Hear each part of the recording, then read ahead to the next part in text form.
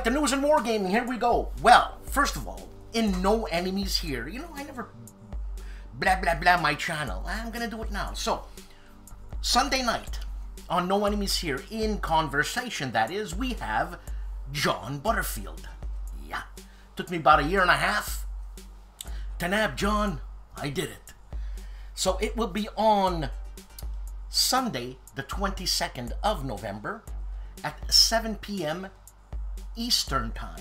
7 p.m. Eastern Time. That's 4 o'clock California time. And really late Europe time. But hey, or really early Europe time. But that's what it is, so please, check it out. I haven't seen many interviews with John Butterfield, and I'm really stoked that he'll be doing that. Also, let's not forget Grognard of the Year.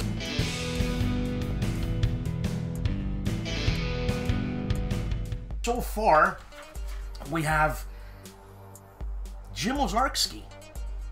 He's being praised. Jim Ozarski, he's taking the lead. And a lot of other names, but I'm not going to say that. Just vote. Vote for the Grognard of the Year. Who knows? They'll get a plaque or something. I still owe the Farmer's Aid a plaque. I mean, the Player's Aid. And also, what happened this week? Well, the San Diego Historical Convention, or Historicon, or Harold's gig. That was amazing. I thought it was at an actual convention. Man, I was going from game room to game room, and this Discord thing is pretty cool. I saw Mark Herman explain his game there, for God's sake. Empire of the Sun. I missed John Butterfield doing Space Core. He did his expansion, Ventures, I think. I missed Uva doing Conflicts of Heroes. Man, I was interviewing Morgan when that was happening. Blame her. And talking about interviewing Morgan, I didn't know this was a thing, but I got Zoom bombed by Bobby Factor. Like, really, I didn't know it was a thing. That's why I'm like, please stay, have fun. I don't know, do people get pissed if they get Zoom bombed? I thought it was great. Anyways, so, in short, that's what happened. It was the San Diego thing. That was on my mind foremost. And, yeah. So, have a good show. Okay, also the big news at Academy Games. I got a little blurb from Uva. Reality Shift, that's their new game. It's going on Kickstarter. It's on Kickstarter right now, right? And it's an 11-day campaign, but people aren't used to that because it's such a short span, and people also think that they've been active for 1 or 2 weeks, so they don't think that the stretch goals will be met. They'll be met. It's on for 11 days. It just started, so okay. And I have a link that I'm gonna put up here. I'm gonna try to figure out the clickability of what I can do with this link. Click that link and you're shot straight over there. So that's that.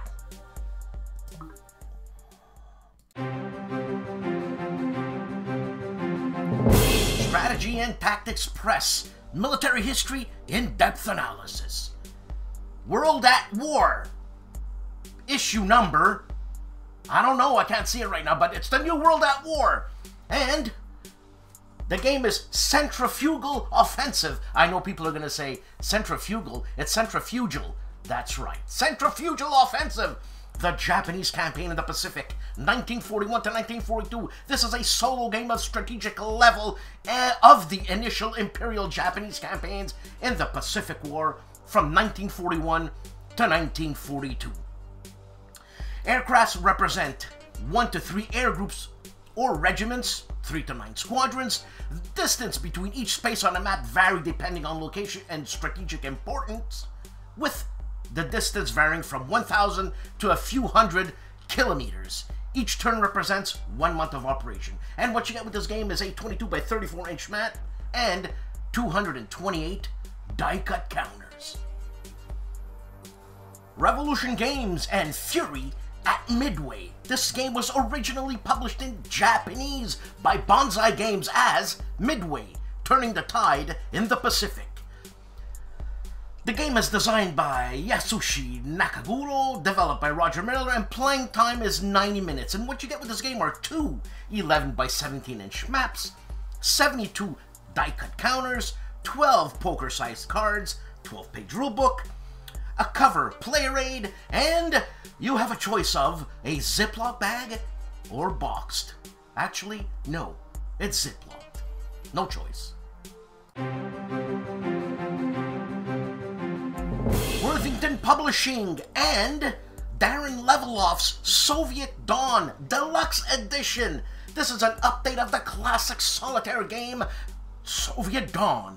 And what you get with this game is a large mounted game board, a sheet of thick counters with rounded corners, bases for stand-up front counters, a deck of cards with linen finish rounded corners, a counter tray, Revolution Archive for tracking your many victories, a rulebook, and a 6-sided die. Columbia Games and East Front World War II War Game Mat. This is a huge map made out of neoprene and looks really good. Check it out. This is a Kickstarter from Columbia Games. Flying Pig Games and Mark Walker's The Long Road. World War III with a twist. Twist. Each copy of The Long Road includes 5 sheets of thick counters, 3 mounted 17 by 22 inch geomorphic map boards, 50 full-color action cards, full-color rules, 4 player aid cards, 5 10-sided dice, a quarter-ton of scenarios. This is a Kickstarter, and obviously, you got stretch goals. Compass Games, a new direction in gaming. And Devil Boats, PT Boats in the Solomons. This is a solitaire tactical level game commanding US Navy PT boats against Japanese forces in the 1943 Solomon Islands. This is a game designed by Joe Carter, published by Compass Games.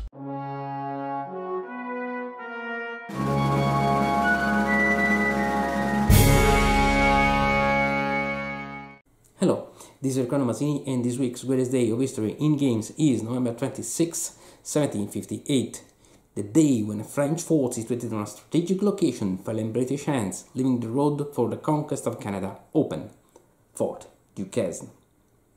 As you may have understood, the war in which the episode took place is one of the first conflicts fought by Europeans against other Europeans on the American continent, together with Native American nations and colonists, the French and Indian War.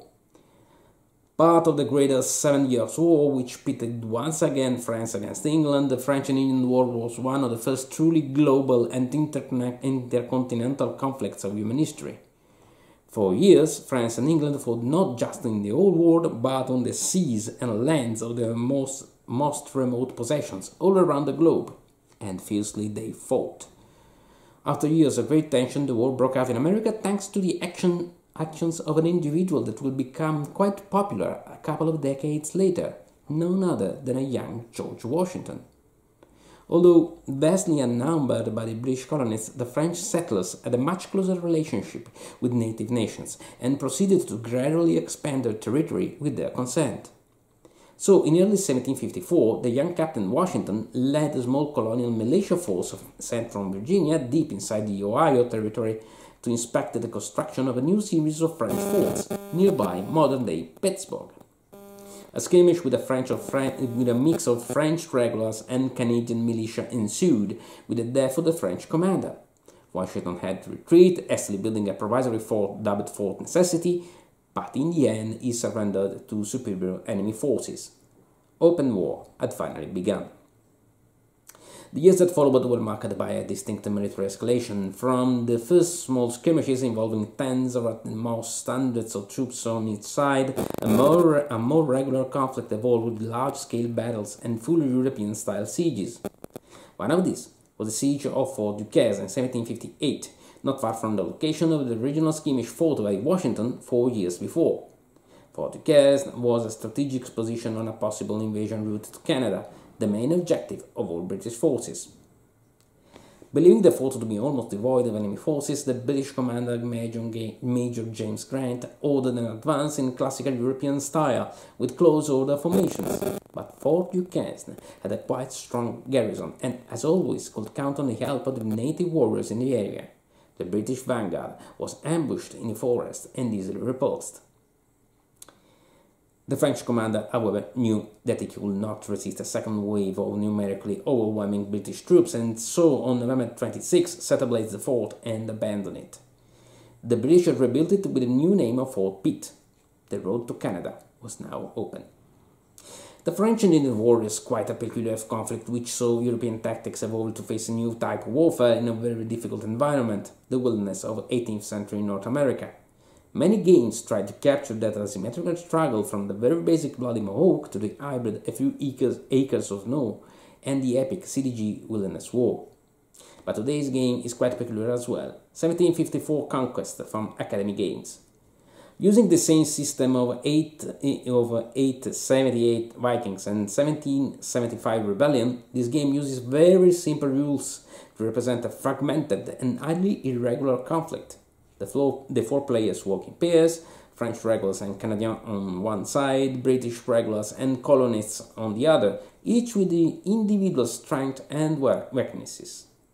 The Indian faction, controlled by the game itself, will have to be taken into account too. Gaining and maintaining the support of the single native nations will not be easy, but it will surely be the key to ultimate victory. While still a very accessible game, highly playable even by first-time players of all ages, 1754 Conquest manages to capture some fundamental dynamics of the war, like sieges, naval transport, and the flow of reinforcements coming from Europe.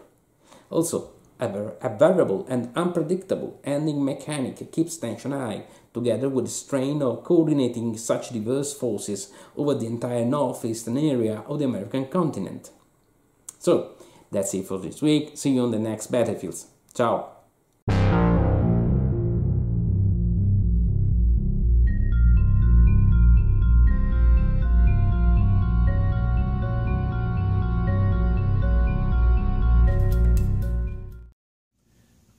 Hi, this is Greg Smith. Dan Picaldi asked me to do a Game of the Week pick, my choice, anything? So I said, all right, here's an oldie but goodie. June 6, D-Day, 1944.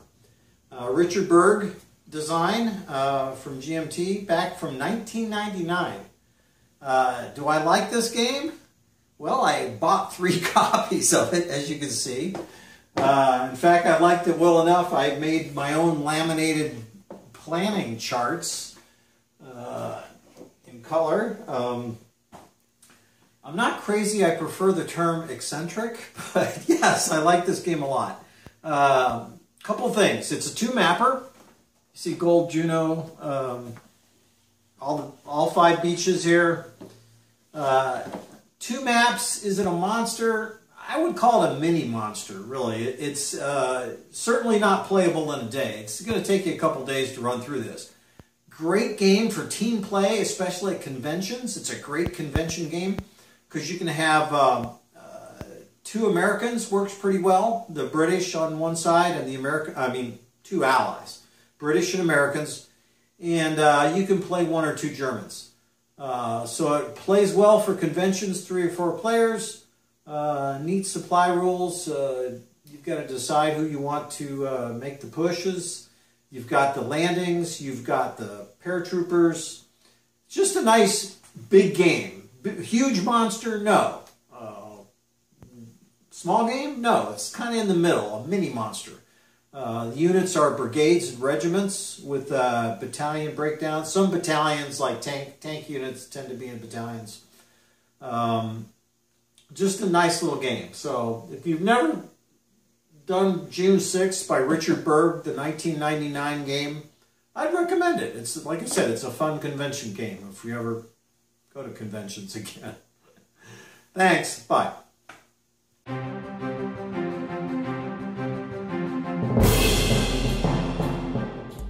And Mo of Mo's Game Table takes a look at Alien's role-playing game, Destroyer of Worlds from Free League Publishing, and this is a preview.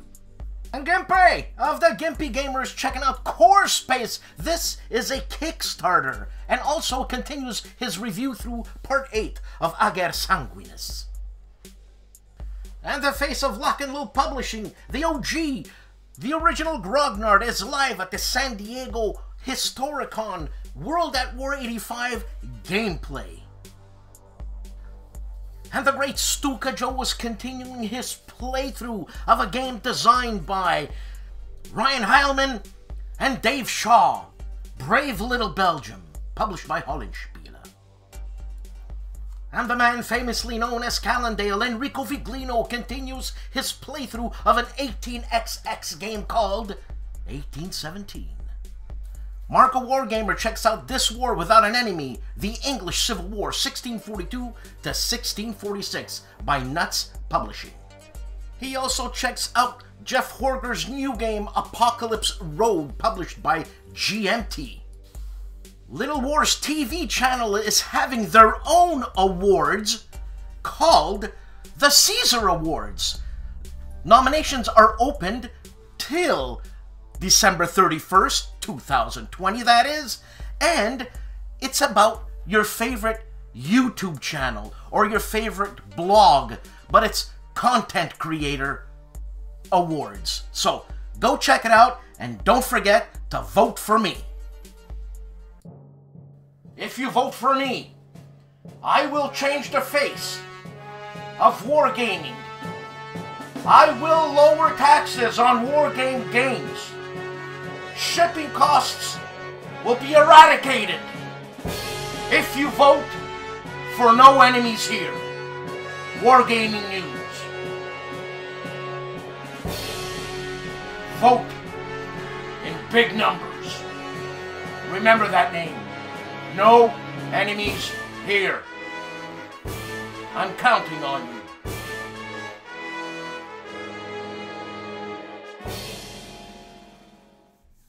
Hey guys, ID Jester here. We had a busy week, so it's covered for you here.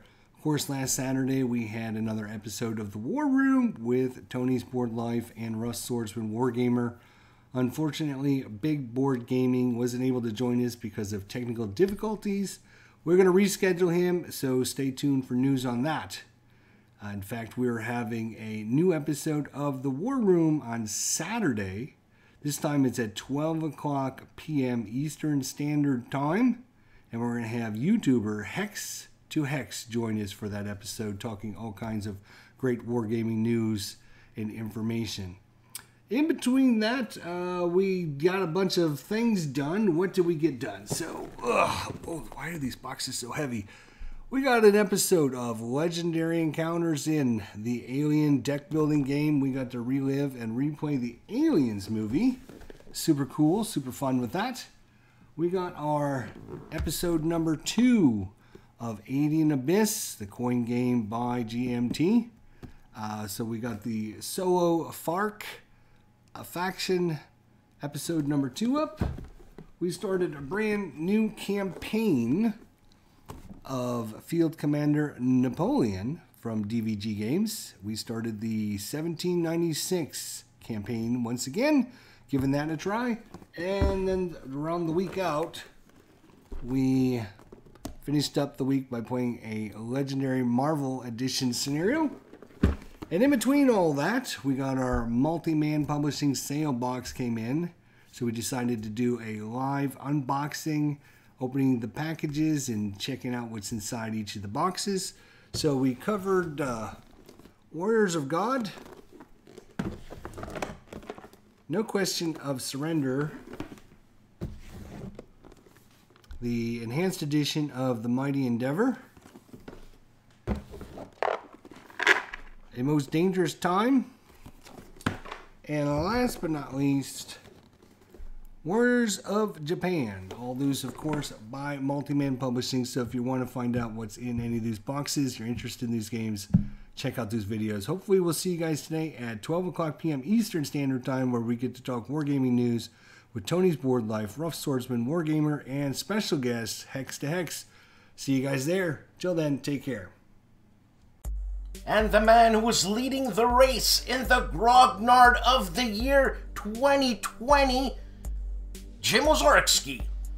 He has 3 videos out so far. The Epic Battle of Mokern, I hope I pronounced that right, for Command and Colors. The Battle of Leipzig for Bluche. And To Sleep is to Die for Sharp Practice 2. I don't know what that means, but each video is approximately 3 hours long. This guy puts out content. And in Bonding with Board Games, I'm wishing the Chief well because him and his whole family got COVID. Everybody's okay? The Chief gave me a buzz this morning. It was really cool. And, well, he's taking some time off. Everything's good, though. Tony of Tony's Board Life does turn 6 of the game Rock of the Marne by Multi-Man Publishing. The war game philosopher A.J. Toyenby of Hexes and Soldiers does a modified for tabletop play of a combat commander game from Battle Pack number 5, Fall of the West, scenario number 80. Seek Out and Play has a great video out of his Sherman Leader play example. Sherman Leader, the World War II ground combat solitaire strategy game by Dan Burson. And the Player's Aid are unboxing Versailles 1919 from GMT Games, also previewing a David Thompson game called Soldiers in Postman's Uniform from DVG, and again, a Dave Thompson co-game with Trevor Benjamin, I should say, Undaunted, North Africa from Osprey Games. This is a review.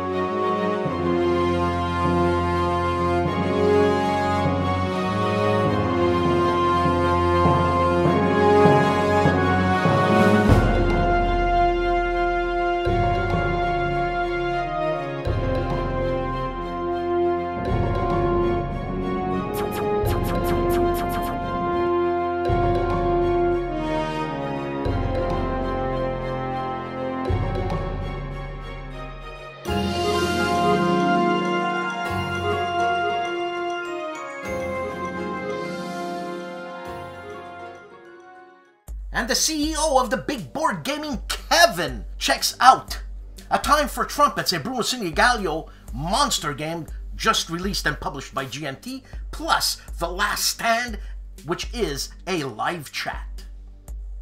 Counterproductive Games keeps playing, or starts as a matter of fact, part 1 of Et Sans Résultat, the Battle of Ostronovo. The Hugh Hefner of War Games, War D-Robe plays World War II. That's his new name. First it was Itinerant Hobbyist, then it was War D-Robe or Wardrobe, and now it's War D-Robe or Wardrobe plays World War II, and he's checking out Multi-Man Publishing's Black Friday stuff. And his episode is entitled MMP, Black Friday Stuff Arrives. And for our Polish-speaking audience, Wojnek TV number 489 unboxes Napoleon 1807. Mauro Faina and Il Giannizzero Nero. For all our Italian friends, he has 2 episodes out. Episodes 33 that consists of speaking of ASL and line of sight, plus episode 34 talks about the Third Reich. The war artist Matt White reviews Band of Brothers Ghost Panzer, a game by Worthington Publishing, and also an Operation Market Garden card game review. The Allman Brother that was left behind, Tim of Harebrained Games, does a rare unboxing video of Altar Quest. BLASTPOP takes a look at Cauldron Battle for Gazala by Decision Games. He gives you a post-game thought. Combat Board Games is giving us an example of gameplay and review of D-Day Dice Pocket. I got it. And on the channel Sous Vide Everything, they're cooking tripe. Look, I'll never be normal. Yeah, tripe. I've had Trek before. I'm not normal. Do I look normal to you? I play an instrument called the marimba. Not normal. I play an instrument called the Chapman stick. Not normal. I mean, people who play the hurdy-gurdy are more normal than I am. The hurdy-gurdy. Google that. A game for gamers, made by gamers, by Flying Pig Games. Robert Carroll of Kilroy was here. Has he lost it? He's got like 6 videos out. The first one being by Stealth and Sea, an unboxing and introduction, a game designed by David Thompson and published by DVG. Also, Adowa, End of an African Dream unboxing. I don't know what that game is from, but it looks like Decision Games. And talking about Decision Games, Italian-Ottoman War 1911 to 1912, the Unbagging from Strategy and Tactics magazine. And his Unbagging World at War number 29, Norway 1940 is the game that is in there. Plus Unbagging the Struggle for Peru, a game by, if I'm not mistaken, Revolution Games. Shining Path, The Lamps Are Going Out by Compass Games. He's doing a review. That guy's a monster. And the man down under, Rough Swordsman Wargamer plays Part 3 of Crowbar, The Rangers at Point Zuck from Flying Pig Games, a game designed by Herman Latman, published by, I should say, developed by Fred Manzo of the Dream Team!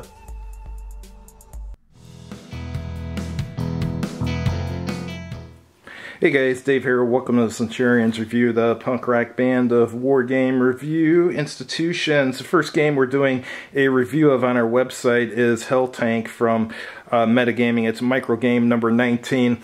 It's a tank combat game where each side moves one tank at a time, or activates one tank at a time, and some of the scenarios are kind of ogre-like, where you have huge hell tanks which take many hits to destroy and stuff.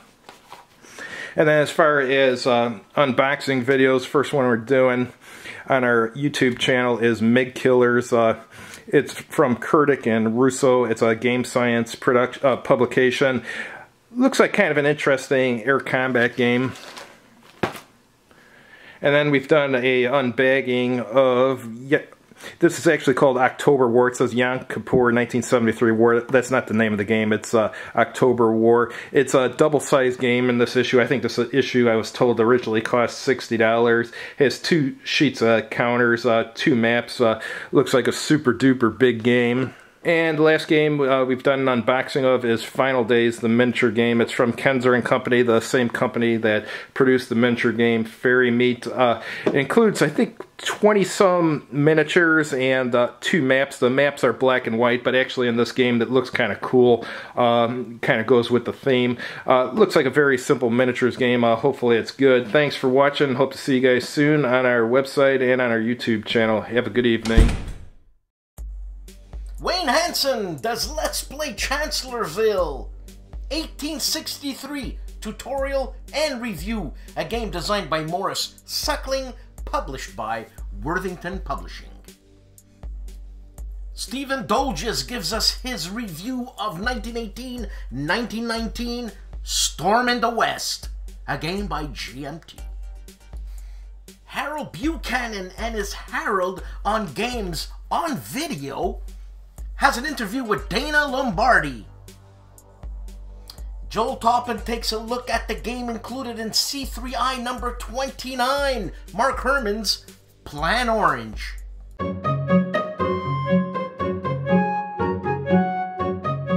The Mary and Tom Show, where they talk about dinosaurs, obviously. Squiglets, and Claude's got into trouble a lot, that's their cat. And Hollandale's sale starts November 23rd.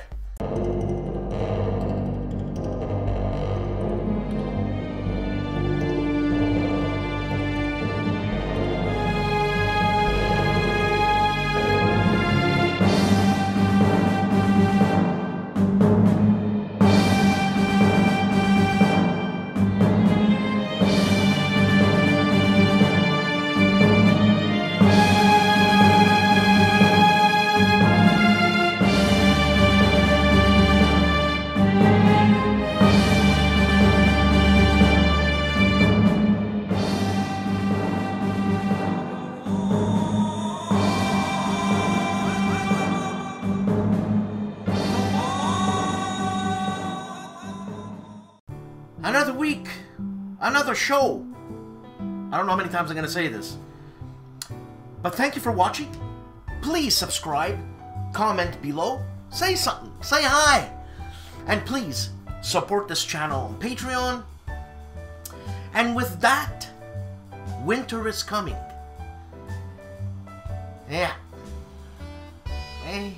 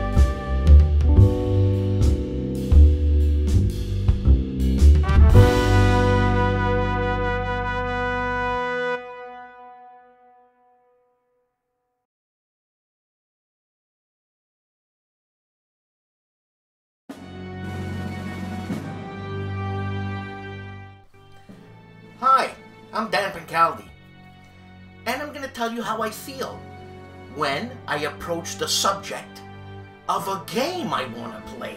Yeah, there's things that happen inside of me to psych myself out to play that game. And, well, here we go. When you play this game, this is how you feel. Okay, I gotta hook up my Marines, create a squad to crush those bugs. I'm gonna go in, and nobody comes out alive. Them, not us. You come out alive. But boy, the game scares me. There's a squad you gotta build, and you gotta take on monsters like this, and I don't know, it scares me. Power in deep space. Deep! Don't be scared, my little cockroach. We're gonna have guns and medicine and scientists and engineers. We're gonna prevail! See, that's how you get into a game. You gotta create it in your mind, the atmosphere, and then you get into it and you're immersed. And this one, Andiamo per latus, avantus, phalanxus. But boy, I can't see anything. They're coming from all over. And the difference between us wargamers and you Eurogamers is this. But can we play a game of Hanabi? Yeah, about a game of Mamma Mia. Let's play Pocket Rockets. Let's play Pocket Rockets. You see? You see how idiotic he sounds?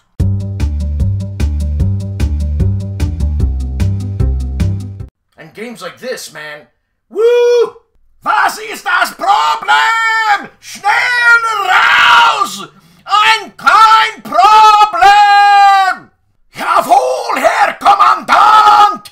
Ich heiße Nebby! Oh my god, that's the wrong helmet and the wrong war! You're 30 years behind! So, we went through feelings in games.